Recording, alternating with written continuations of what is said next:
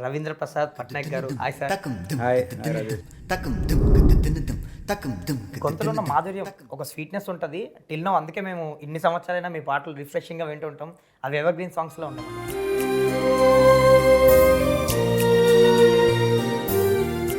మీకోసం first film opportunity గాని, offer గాని ఎలా వచ్చింది సార్? యాక్చువల్గా నీకోసం నేను కాదు music director, Devi Sri Prasad music director. దానికి షూటింగ్ చేసి వచ్చిన తర్వాత ఆ సినిమాకి నేను మ్యూజిక్ డైరెక్టర్ అని నాకు తెలిసింది. లైక్ త్రివిక్రమ్ గారు మీకు ఎర్లియర్ స్టేజ్ నుంచే తెలుసు కదా సార్?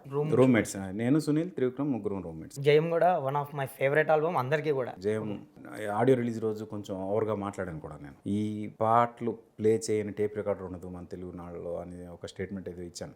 నిజం విషయంకి వస్తే నిజం కన్నా ముందు కనుక ఒక్కడు రిలీజ్ అవ్వకపోయింటే నిజం would happen something else. Sir acting ఎప్పటి నుంచి సార్ ఇంట్రెస్ట్ అసలు? 30 minutes పైనే ఒక నాటకంలో స్టేజ్ మీద బ్లైండ్గా ఉన్నాను నేను.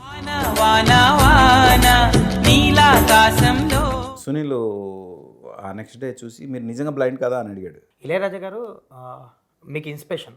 సో ఆయన కంపోజిషన్లో ఒక పాట పాడడం అనేది అంటే యాక్చువల్లీ ఆయన పిలిచే టైంకి నాకు జలుబు దగ్గు ఉంది. చిరుగాలి వీచెనే వెదురంటి మనసులో మేఘం మురిసి పాడేని. ఇంద్ర సినిమాకి మీరు ఒక సాంగ్ చేశారు, అంటే ఆయన మణి శర్మ గారు మ్యూజిక్ చేస్తారు.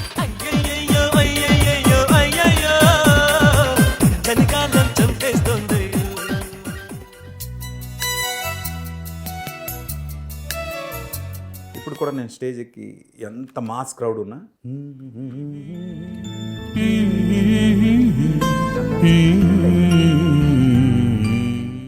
ఎన్టీఆర్ గారితో వర్క్ చేశారు, ప్రభాస్ గారితో వర్క్ చేశారు, లైక్ మహేష్ బాబు గారితో వర్క్ చేశారు.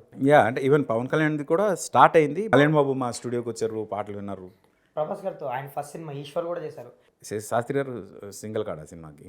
కానీ ఫస్ట్ టైం శాస్త్రి గారికి ఛాలెంజ్ అది.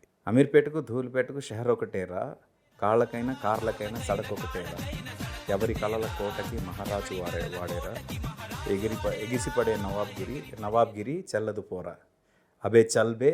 ఇదంతా ఇక్కడ వాడే పదాలు. అబే చల్బే, తెగ డబ్బు ఉందని కళ్ళు నెత్తికెక్కితే చెడతో భై.